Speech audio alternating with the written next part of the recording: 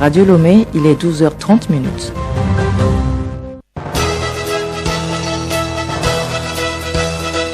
Le journal Bénédicte Kanda. Merci de nous rejoindre pour le 12h30 sur Radio Lomé. Madame, Monsieur, bonjour.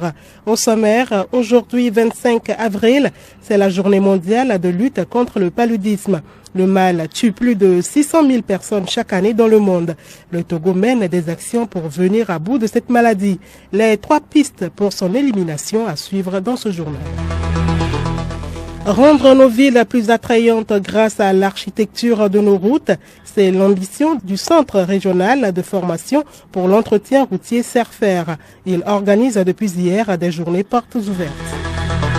Le magazine agricole de ce jeudi nous parle des semences adaptées pour la grande saison pluvieuse, annoncée courte par la météo.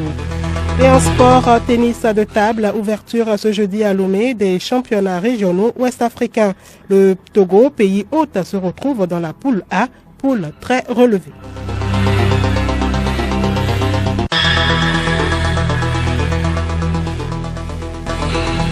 radiolomé.tg. Encore une fois, bonjour. D'abord à la primature, séance de travail hier entre une délégation de Commonwealth Enterprise and Investment Council conduite par son vice-président et les membres du gouvernement. La rencontre présidée par Madame le Premier ministre Victoire Tomiga-Dogbe a permis d'échanger des idées et de développer des stratégies communes pour relever les défis auxquels le Commonwealth est confronté. Le point des travaux avec Pacom Johnson. Aborder les perspectives de coopération entre le Togo et le Commonwealth, tel est l'objectif de la rencontre.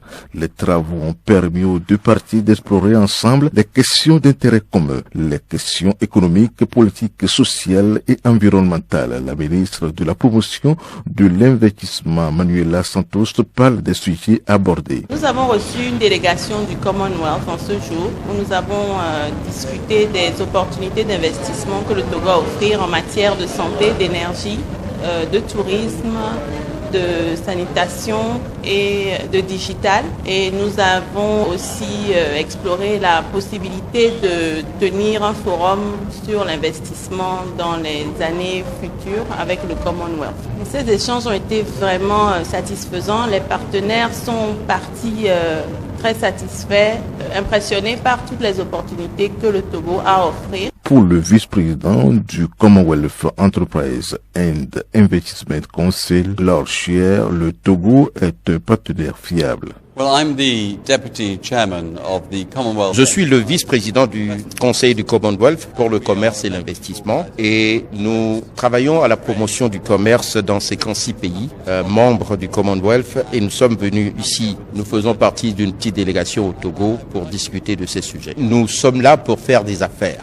Nous avons eu des échanges très fructueux. Madame le Premier ministre a eu l'amabilité de présider à cette réunion, au cours de laquelle nous avons eu droit à des présentations de très grande qualité et ça nous a permis de bien comprendre la situation au Togo.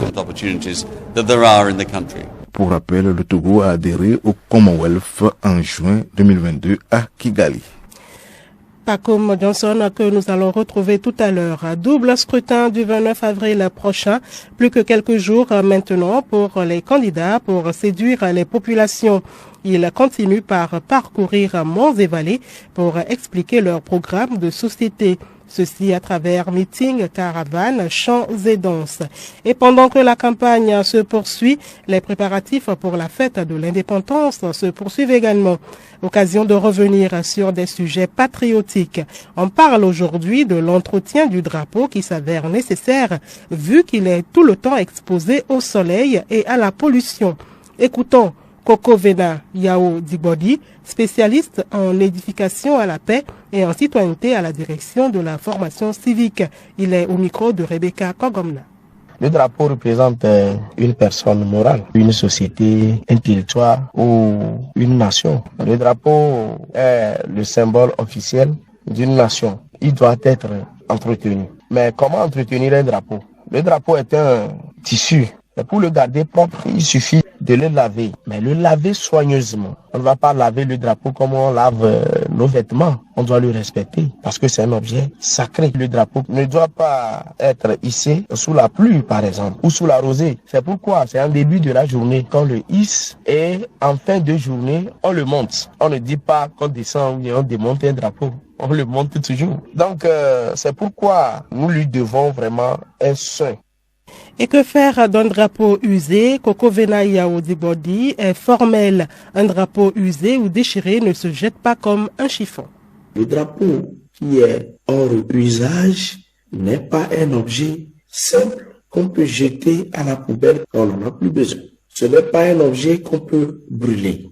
Le drapeau est sacré. Il doit en ce moment être juste rangé dans un endroit entretenu, par exemple dans un coffre. Sinon, en le brûlant ou en le jetant à la poubelle, nous sommes en train de profaner le drapeau national. Et c'est gravissime. C'est un acte très incivique.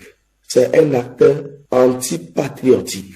Et la loi l'encadre. Le code pénal prévoit des sanctions pour la profanation du drapeau national. Et les routes que nous empruntons ont également besoin d'entretien pour leur durabilité et leur beauté. Le Centre régional de formation pour l'entretien routier CERFER organise depuis hier des journées portes ouvertes sur leurs activités. Les étudiants ont présenté des projets sur l'entretien routier et les parcours touristiques. Il s'agit des projets d'ouvrage pour rendre plus attrayantes nos villes. Une initiative qui a pour but de professionnaliser la formation. La restitution a été sanctionnée par des prix de meilleurs projets. Compte rendu Pacom Johnson.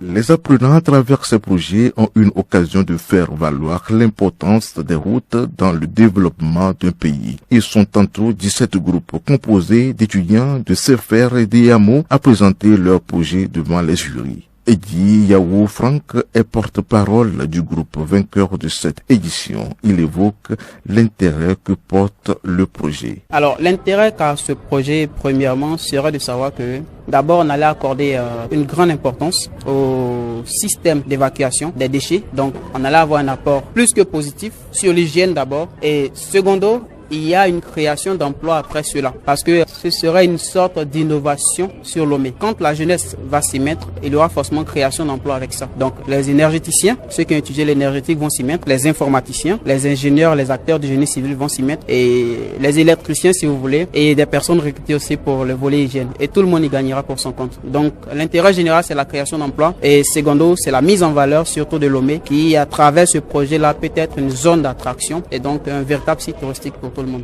L'objectif de cette journée est la professionnalisation des formations. Elle entre dans le cadre des réformes du CERFER, indique le directeur général du centre, Ouro Diobo Saba. L'organisation de tels ateliers, surtout que les étudiants ont préparé un projet en collaboration avec leurs collègues d'une autre structure inter-État, comme l'école africaine des métiers d'architecture et de l'urbanisme, EAMO, c'est pour d'abord promouvoir l'intégration entre les jeunes. Et ensuite, montrer comment aujourd'hui l'enseignement technique doit se faire autrement. L'enseignement technique doit se faire de manière à garantir l'emploi des apprenants. C'est pour cela que nous les mettons sur un circuit de préparation de projets. Ce n'est pas à la fin de leur formation qu'ils vont vouloir commencer par réfléchir comment faire pour monter un projet. La journée se poursuit ce jeudi avec l'exposition et visite des stands. La suite de ce journal, le CORAF veut répondre aux préoccupations des producteurs agricoles de la sous-région. Il a réuni à Lomé chercheurs et financiers autour de 7 projets.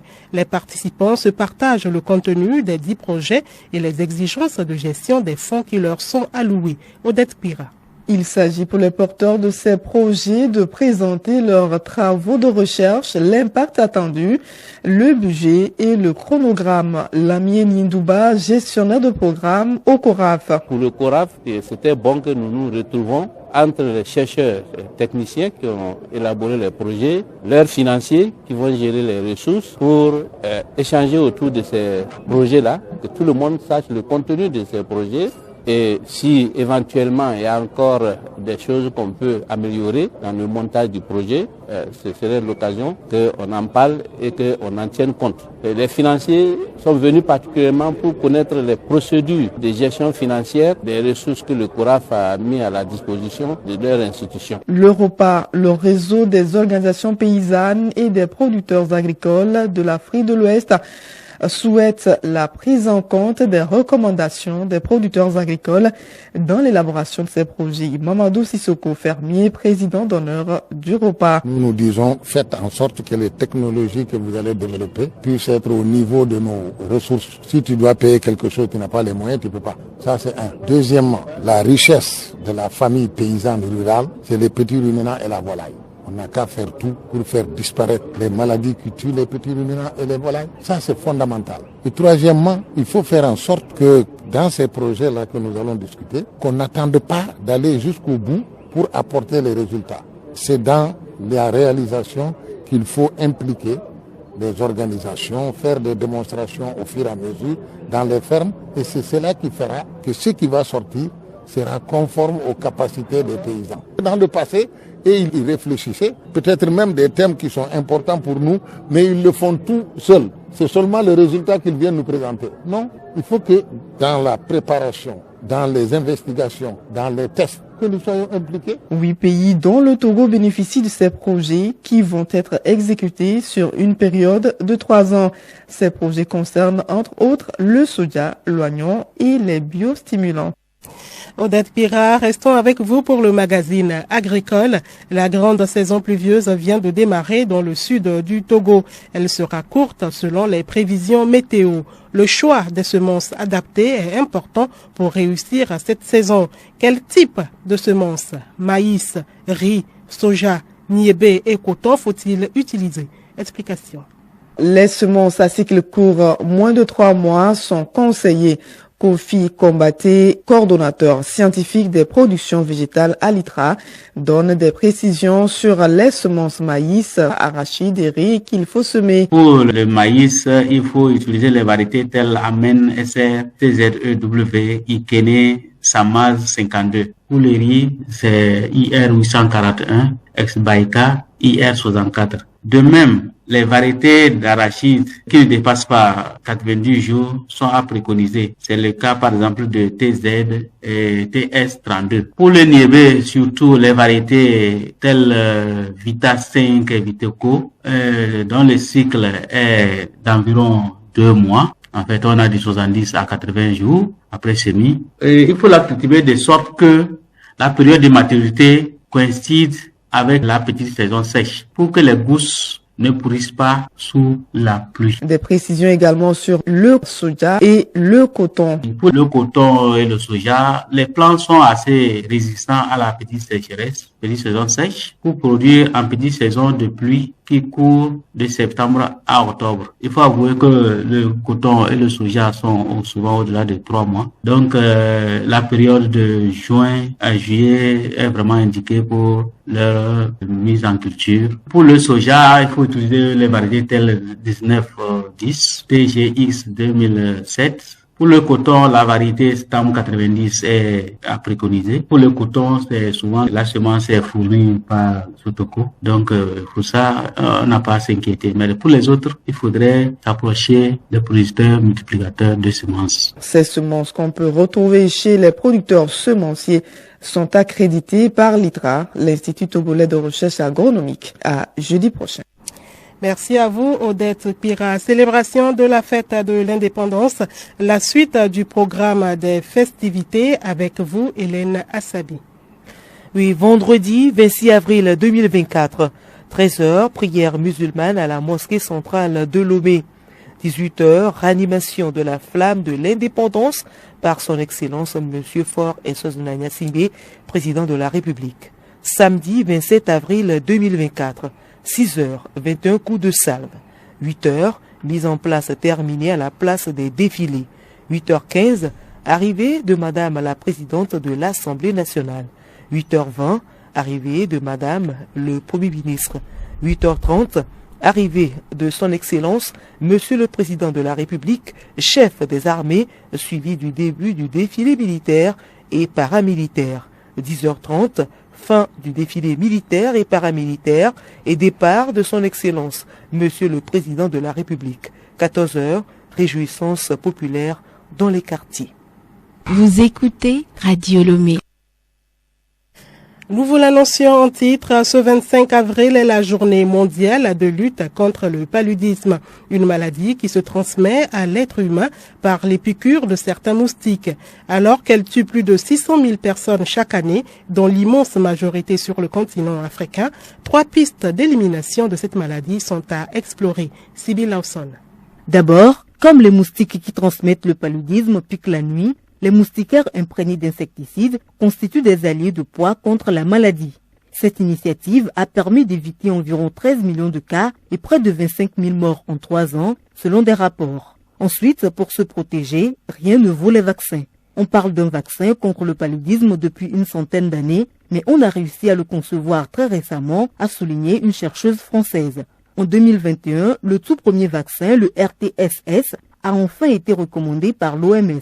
Puis en fin d'année dernière, l'organisation a donné son feu vert pour un second vaccin sûr et efficace pour les enfants, le R21 Matrice M. D'autant que ces 2 vaccins ont des niveaux d'efficacité satisfaisants autour de 75%, difficile toutefois d'imaginer éliminer le paludisme en se reposant uniquement sur ces injections dont la production est relativement limitée pour le moment. Et pour finir, la prévention reste essentielle, car pour administrer le vaccin, il faut évidemment travailler sur l'adhésion de la population, confiance, religion, etc. Pour 1000 raisons différentes, de nombreuses personnes refusent de se faire vacciner ou de faire vacciner leurs enfants. Merci à vous, Sybille Lawson. De nombreux pays africains sont très impliqués dans la lutte contre le paludisme. 11 d'entre eux, à l'instar du Togo, se sont engagés à mettre fin au décès dû au paludisme d'ici 2030. Abiré Lemo. Le paludisme, première cause de consultation, d'hospitalisation et de décès. Face à la situation, le Togo ne reste pas bras croisés. Dr Atia Oboutina, coordonnateur du programme national de lutte contre le paludisme, PNLP. Le gouvernement mobilise les ressources et met en œuvre des stratégies qui permettent de réduire les cas et les décès. Le Togo est le premier pays qui a fait une campagne nationale en 2004 pour protéger les enfants de moins de 5 ans en moustiquaire. Et ensuite, maintenant, on est allé à la population générale en 2011, 2014, 2017, 2020, 2023. Pendant la saison pluvieuse, les cas de palu augmentent parce que les moustiques aussi augmentent.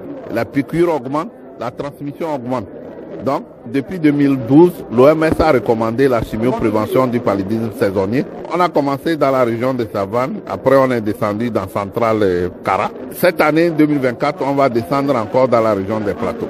Nous allons dans tous les ménages, les enfants de 3 à 59 mois, on les identifie et on les traite systématiquement. On leur donne un médicament qui vraiment reste dans le sang pendant 1 mois pour empêcher que l'enfant ait le paludisme. Éradiquer le paludisme au Togo, c'est possible. Tout le monde doit s'engager. Aujourd'hui, tout ce qu'on fait, si la population adhère pour dire que non, ce qu'on fait là, c'est pour sauver. Mais les gens ne comprennent pas. Il y a les moustiquaires dans les ménages. Là où nous avons des problèmes, c'est l'utilisation. Ça veut dire que les gens ont moustiquaires, mais ils n'utilisent pas. Il y a des études qui ont prouvé que si vous arrivez à amener 80% de votre population à dormir sous moustiquaire, vous allez réduire la maladie de 60%.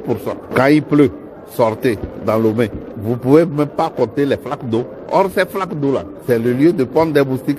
Le ministère, les travaux publics par exemple, les caniveaux, les routes, il faut que ça soit bitumé, chargé, pour qu'il n'y ait pas ces flaques d'eau là. En 2022, près de 2 500 000 cas de paludisme ont été enregistrés, avec un peu plus du tiers chez les enfants. Sport à tennis de table début ce jeudi à Lomé des championnats régionaux ouest-africains qualificatifs pour le championnat d'Afrique 2024 qui aura lieu en Éthiopie, à Zonko Senami. Le Centre togolais des expositions et foires en abrégé CETEF, connu sous le nom Togo 2000, abrite l'événement.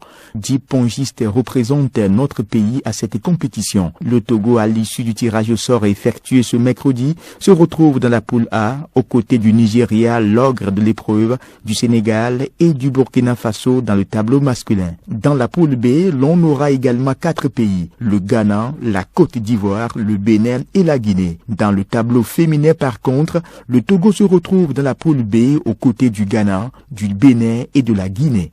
Ils sont 3 pays dans la poule A, à savoir le Nigeria, la Côte d'Ivoire et le Sénégal. Les épreuves auront lieu en individuel et par équipe. L'équation est claire, seuls les 2 premiers du groupe disputeront les demi-finales. 8 pays, à savoir le Ghana, la Côte d'Ivoire, le Bénin, le Burkina Faso, le Nigeria, le Sénégal, la Guinée et le Togo, prennent part à cette compétition qui prend fin samedi prochain.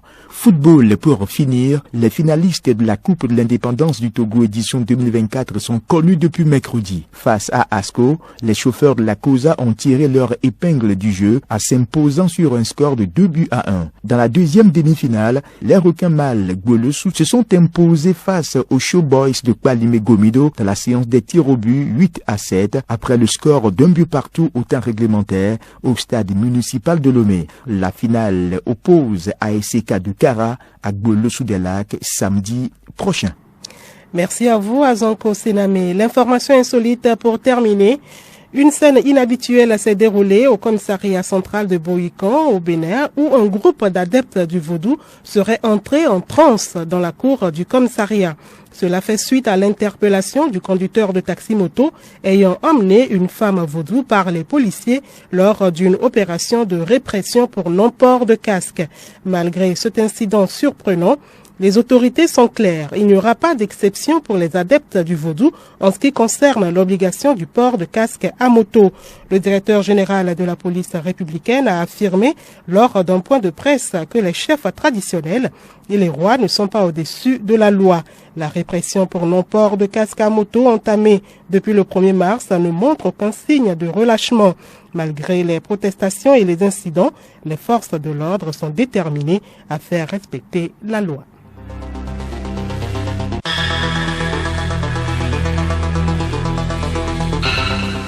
Madame, Monsieur, voilà, c'est la fin de ce journal. Merci de l'avoir suivi. Le rappel de l'essentiel en titre. Aujourd'hui, 25 avril, c'est la journée mondiale de lutte contre le paludisme. Le mal tue plus de 600 000 personnes chaque année dans le monde. Le Togo mène des actions pour venir à bout de cette maladie. Très bonne suite de nos programmes.